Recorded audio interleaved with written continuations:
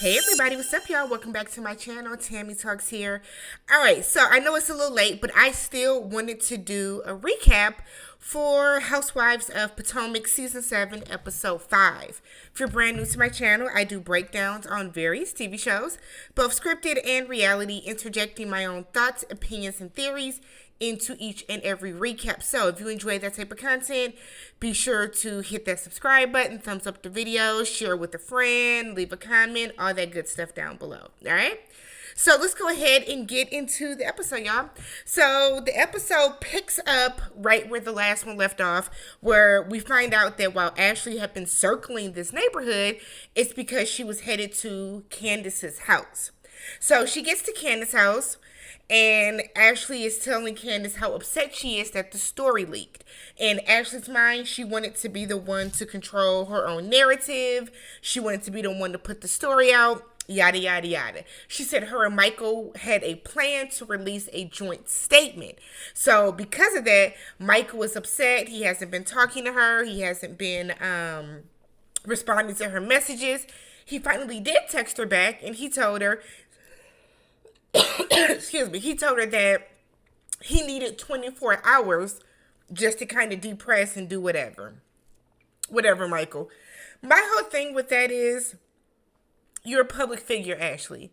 So it's not so much a matter of somebody leaking it. We all know that TMZ, this is what they do. TMZ or The Blast, they got people everywhere. So they really just had to kind of pull up the paperwork, and they could have found out that y'all were getting a divorce. It's not necessarily that it is somebody leaking your personal business, but whatever. Candiace then goes on to talk about how Chris does not feel comfortable coming around the group anymore. Good. There's no need for him to be filming with them. Maybe I'm the only person that doesn't understand why this is such a big issue. These are your co-workers, Candiace. Let's be real. These women are not your friends. You know that. Giselle, Karen, Robin, Mia, these women are not your friends. They are your co-workers. She's probably really friends with Wendy, but these are your co-workers. So if Chris doesn't want to come around these women, I guess I would count it as a blessing. I don't understand this. You keep saying that they're trying to malign your husband. Now he doesn't want to be around them, and you're upset about that. It doesn't make sense. So Ashley asked if Chris has just sat down sat down with Giselle and said, hey, you know what? I'll just apologize that you were uncomfortable in that moment. Candiace gets defensive, as she typically does, and it's no, because he didn't do anything wrong. Giselle didn't say he did. And I know y'all are going to say yes, but she told Robin that he was a sneaky link. Y'all know Giselle's old ass don't know what sneaky link is. Y'all know that. She used it in the complete wrong context. But if y'all want to hold on to that, even more reason for Candiace to want to keep her husband away then. I guess I'm not seeing the bigger issue here with why Candiace is upset that he doesn't want to be around these other women now. So Candiace then goes on to say that the group is the reason she had to cancel her IVF. No, it's not. And I think it's shitty to put that onto those women. You canceled that IVF because, one, you probably did not even really want to do it in the first place. And two, you stressed yourself out. Because instead of just dealing with the issue head on with Giselle and saying, okay, he made you feel uncomfortable, cool, we're going to go have a sit down and we can talk, and then, y'all can talk it out, and then stay the fuck away from my husband. That's really all Candiace had to say. But no, y'all say Giselle using it for a storyline, so is Candiace. So they then talk about how Ashley says that, we hear rumors about each other all the time. There are a lot of rumors that we hear about each other. They then go on to talk about Karen on screen, on camera, and how she has been sneaking out of town with another man. Now, this is Candiace as well. So see, Candiace has this complex where Candiace has talked about everybody. Candiace has talked shit about everybody. Candiace has participated in rumors and gossip about everybody. But now that there are allegations, in air quotes, because we will never find out the truth, but now that there are allegations about Chris, now everything is just, oh, you guys are attacking me. Karen can say the same thing. But because y'all's hatred for Giselle trumps everything else, we're going to act like Candiace isn't still being messy in the same realm with Karen, who's not even doing anything with her. Because y'all are talking about that on camera, nonetheless. So we then have a scene with Mia and her family. They're outside having dinner. Mia said that after now opening clinic number 25, she does not want to open any clinics for a while. This is their last one. So G said that he wants to talk about the big elephant that's in the room right now. And he was like, that is the mystery of her health. And Mia was like, what do you mean? What? Like, something about Mia is giving, I don't know, y'all. It's weird how she's going about this entire situation with her, whatever this illness is. I think it might be something with that, a lot of the plastic surgery that she had done. I feel like that maybe she's having some issues like that. Remember, K. Michelle had issues with all that silicone and shit she pumped into her ass. So maybe Mia's having those complications. I don't know.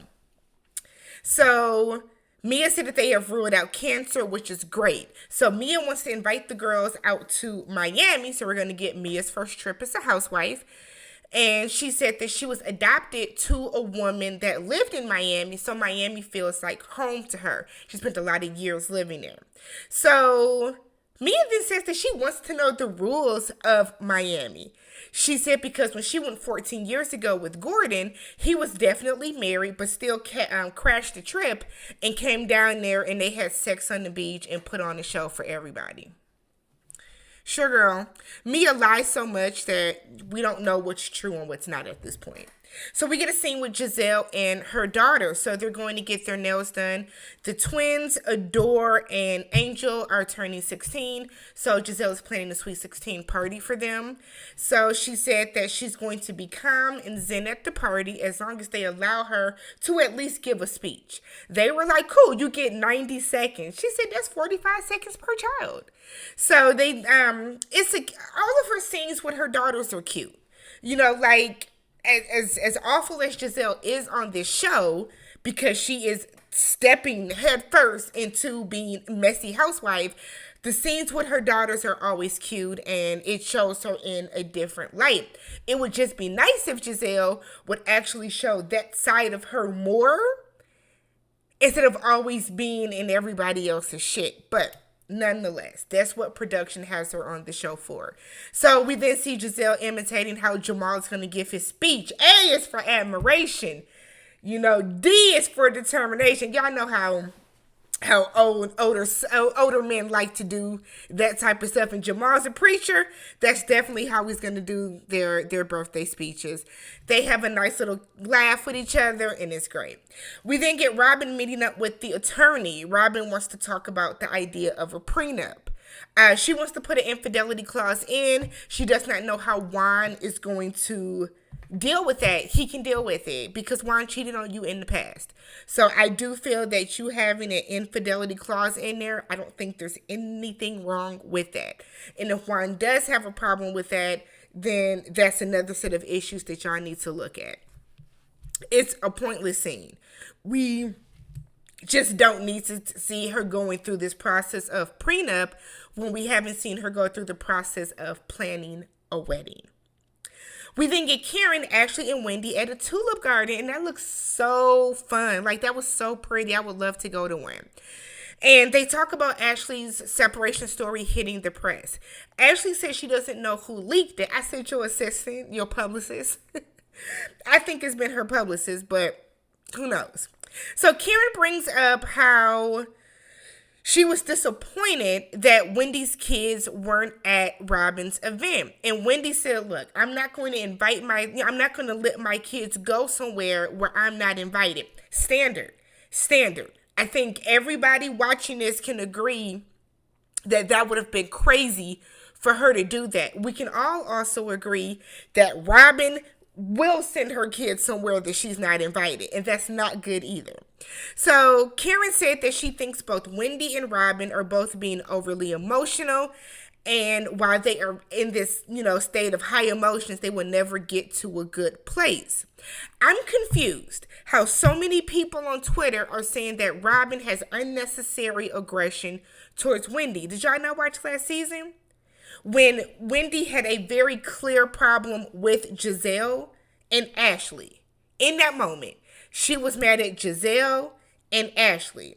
And instead of her focusing on that, she threw some strays at Robin and ran through Robin and told Robin her relationship was fake and all this other type of shit, and that had all this smoke for her.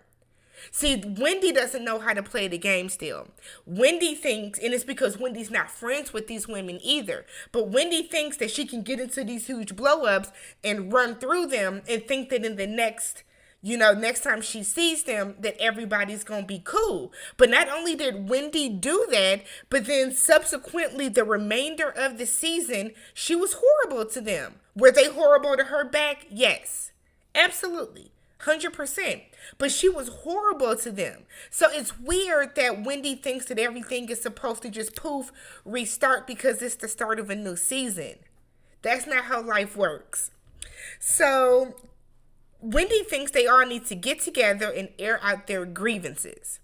So she said that in her confessional, she said that she understands that she can be condescending. People have told her that she's condescending, but she really just wants everyone to come together and admit their faults. And I'm like, okay, Wendy, are you going to be the first one to come and admit your faults? Because Wendy doesn't like to take accountability as well. So she wants to send everybody a group chat. Ashley was like, you should probably text Robin separately if you want to come to a better place with her. So then Wendy, again, is like, no, I'm going to send her that. She can get a generalized message. Y'all are giving her too much. She's doing too much. This is the bullshit that they're talking about, though, Wendy. Do you really want to get to a good place with Robin? Or no? Because if you don't, then just don't. It's very simple. If you don't, then just don't. But don't act like you do and then sit around and talk shit about like how you are doing the bare minimum to try to get there with her. So she's going to send out a generalized message because she does not want anybody to, I guess, gather and talk, and then now we're, having this debate over whose text said what words, because that's how petty these women are. So we get a scene with Candiace at home. It's her and Chris. Her sister comes in. They're going to, I guess they have wine nights. So her sister does not know who Trina is. I said, Lord, God bless the babies. Okay. I did cackle when Chris was like, she's the baddest bitch. Because that's what Trina's going to remind y'all of, aside from being the diamond princess. So Candiace tells her sister and Chris that Wendy texted and invited everybody to a burn session. Candiace then said that she does not want to have beef with anybody, especially Ashley. Chris hears Ashley and say, oh, I don't want to be a part of this. Chris gets up and walks away. I feel like that's how Chris should be with everything. With everything. Stay away from these heifers. That's all y'all have to do. That's all that has to be done. So Wendy and Ashley are riding up together to this burn session. So Wendy talks about how she has kidney stones from lack of water. So she said that she does not drink water because she's always on the go and she's always busy, and she does not want to have to stop and use the bathroom. I said, that's childish as fuck, Wendy. That is irresponsible, for one. You are too old to be like, I don't want to have to stop and use the bathroom because I'm working and doing all this other shit. So then we hear Wendy trying to run down all the stuff that she's doing, adding in all these random ass extracurriculars that she does not have to be doing, but that she just wants to. So Ashley is trying to stay sober. She said, but with everything that's going on, she has been drinking wine. So Wendy then says in her confessional how people glorify being booked and busy, but it's made her take a step back, or want to take a step back, because her mother was recently rushed to the hospital. It wasn't rushed to the hospital, though. Wendy said that her mother went for a routine checkup. Some things were elevated, So they admitted her. That's not being rushed to the hospital. I don't take that as being rushed to the hospital. So we then see in another car, or in a Sprinter van, we have Ashley, Robin, Candiace, Mia, and Karen. So Candiace is sitting in the corner pouting because she does not know how to play the game, because when Candiace can dish it out, but when it gets thrown back at her, she can't take it. So she's not talking to anybody. Robin is saying how she wasn't going to come, but she wanted to just come to be nosy. Robin, you could have stayed at home. With that attitude, you could have, should have, and if it was me, would have stayed at home. There is no reason for you to come if you're going to come in with a bunch of rah-rah. So we get to this winery. Candiace feels that, she doesn't know why Wendy brought them to a winery when the last winery they were at, basically she got her ass kicked. So maybe she's having some PTSD. Who knows? Candiace also feels as if she does not ever do anything wrong. Monique was 1,000% wrong in that fight for reaching over and touching her. But Candiace has to take some accountability for how that mouth goes. And y'all applaud her and Candiace reads down. She reads down. That shit's not cute after a certain age either. But whatever. So Mia said that she was on an ashy ass party bus from the 70s. Mia talk a lot of shit about everything that everybody else plans. So this Miami trip better be epic. Epic. You hear me? So Wendy and Giselle do not speak to each other. Giselle comes in, walks right past her, speaks to Ashley. So Giselle brings up the memes about Ashley's now separation and said that they are getting out of hand, and she just asks if she is okay. It did seem genuine. I'm sure y'all are going to say it was not.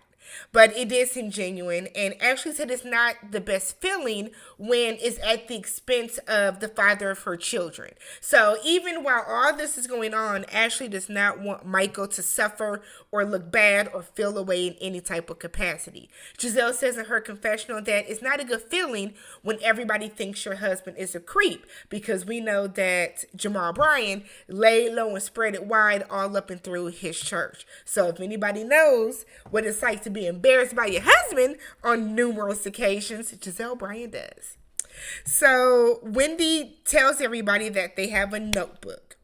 We're going to go around the table. Whoever is in the hot seat, you're supposed to write down how you feel about them and then hand it to them. They are going to burn the page. It's not shady. That's just, how it's going to go. Giselle was like, cool in her confessional, but Wendy is never holding herself accountable, which Wendy, for the most part, doesn't. So we're going to see if everybody's going to go through with this. Wendy also then says that if you don't have anything negative to say, then you can speak some positivity to that person. So Wendy puts herself in the hot seat first. Ashley feels as if they've turned the corner, speak some positivity for her. Candiace feels that Wendy has opened up more, tells her fuck bitches get money. All right. Karen feels that they have made progress and she wants them to have continued growth. Mia said that she feels Wendy is dismissive, which she can be. She said until today, Mia has not seen any accountability from Wendy. Robin said that they are oil and water, and she's perfectly fine with that. Giselle said that Wendy went on an I hate Giselle train for a year, which she did. She then tried to hug her, so she's good on her. I feel the same way. Like, it's not even like they sat down and had a conversation about it. It was really like you were on this campaign to to tear down the little raggedy house Giselle built. But now you just want to be like, okay, since I'm over it and I'm done doing that now, then, hey, now let's be friends. And that's not how shit works. So Wendy then Wendy then tells Robin that she owns the role she played in making her feel that way. So then Ashley was like, is that it? Is that it? So then it becomes Giselle saying, well, you need to apologize to her, and this is the issue. And it turns into a big clusterfuck because, as usual, Giselle and Robin don't let each other have a thought without the other jumping in. So Ashley was saying how they need to dispel this. Robin wants Wendy to stop saying that she was trying to fight her. Wendy said that, well, you had to be held back. Two things can be true at the same time.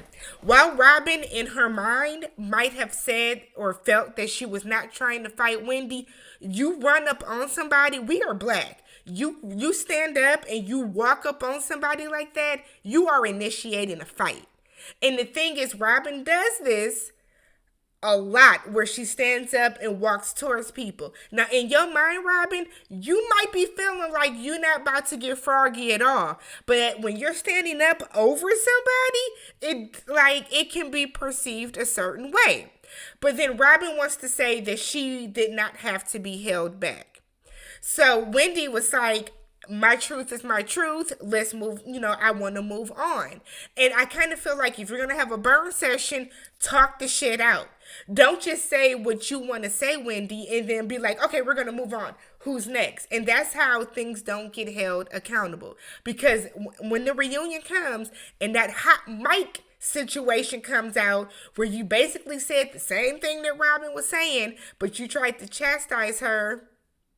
All right. So Ashley is like, no, we need to talk this out. Giselle pipes up and says that she didn't have to hold her back. Giselle, you weren't even in the fucking room. So I don't even know why Giselle said anything. Giselle, you were in the room with Mia. Y'all came back as Robin was already standing and getting ready to sit back down. So you don't know what happened. You don't know what happened. Robin and Giselle are the best yet worst type of friends because they will lie for you to the death. They are always going to be ride or die in front of other people for you, but it's also to a detriment because you just lied for no reason. So they call Sharice. Put Sharice on FaceTime, but is only looking at Robin. Sharice then said that she never touched Robin. We all saw it. Okay? We all saw it. The only thing I can think of is maybe in the heat of the moment, they didn't, whatever. But I also kind of feel like Giselle made that worse by lying about it. You held her back. You didn't hold her back. You definitely put your arm out to stop her from walking forward. If you want to play semantics with it. So Giselle and Robin are now yelling. Robin calls Wendy horrible. Wendy said that she needs to learn to control her emotions. Robin gets up and leaves the table. Karen then says, how are we supposed to move past this? Giselle mentions something about nobody taking accountability or yelling and getting loud. Karen points out all the yelling came from your side of the table, no one else's. Giselle said that she likes to talk loud to make sure she's being heard. You're too grown for that. You are absolutely too grown for that, to not know how to, one, have an inside voice, and two, use your inside voice. So Wendy said that is not how it goes at a therapy session. So then it becomes, is this a therapy session? Ashley then decides to direct it and tells Candiace that at the spring fling taco party that Karen threw, that Chris was being a little flirty with her friend. Candiace now asks, what is the purpose of telling her this now? She wants to know, why are you telling her this when I told you about Michael privately? Candiace, you did not tell her about Michael privately. You told her about Michael in front of the camera crew. You told her about it in front of the camera crew. The only difference, and on top of that, you told Giselle first. So it's not like you heard about this and then went straight to Ashley. That's the difference. So one thing I've noticed is that whenever somebody says anything about Chris, Candiace immediately deflects and starts talking shit about Michael. That looks away. That looks away, y'all. If anytime you tell me something, I ignore it, goes in one ear out the other, and I deflect and start an attack on you. Where there's smoke, there's fire. Where there is smoke, there is fire. So Ashley said that, well, do you not think that Chris, like, this is a pattern? So Candiace wants to know, you were just at my house. Why didn't you tell me this then? Ashley said, because I found out after I've left your house. I found out since then. So now it's a back and forth with Candiace saying, yeah, but you had to do this on camera. They're going back and forth about this. Ashley said, well, think about it this way. You have never heard anything about Chris from anybody in this room. Don't you maybe want to think that maybe his behavior has changed within the past year? Now, I know that a lot of y'all took that to mean that Chris is out creeping on her, but it can also be taken to mean that maybe Chris is just getting too comfortable with these heifers. Maybe Chris is getting too comfortable with these women. That's what that means. And I think that's what Ashley was saying. Like, he's getting a little too comfortable. So she then brings up the whole Mia said Chris made her feel a type of way type situation. She loosely brings up the Giselle type situation. So Candiace calls her a lying ass vindictive bitch. She then goes on to say that, you know, it then turns into like Michael, whatever the case. All the stuff about Michael, it turns into that. So Ashley asks her, you know what, if you want to just turn a blind eye, that's perfectly fine and that's okay. If that's what you want to do, that's perfectly fine and that's okay. She said, but Chris has been in other people's DMs that she has found out, and they are not as innocent and innocuous as her response to hers was. Here's the thing. And again, I know all of a sudden everybody like loves Candiace because the hatred for Giselle is so astounding that, you know, we love Candiace now. But the way Candiace is reacting, y'all, and I get it, you wanna defend your husband and everything, but there's just the way that she's so reactionary. Let me flip it and start talking about your dude, start talking about your husband, and start talking about you, your looks, and everything else. Where there's smoke, there is fire. Let me know what you guys thought about this episode, and I will catch you guys in the next one. Peace.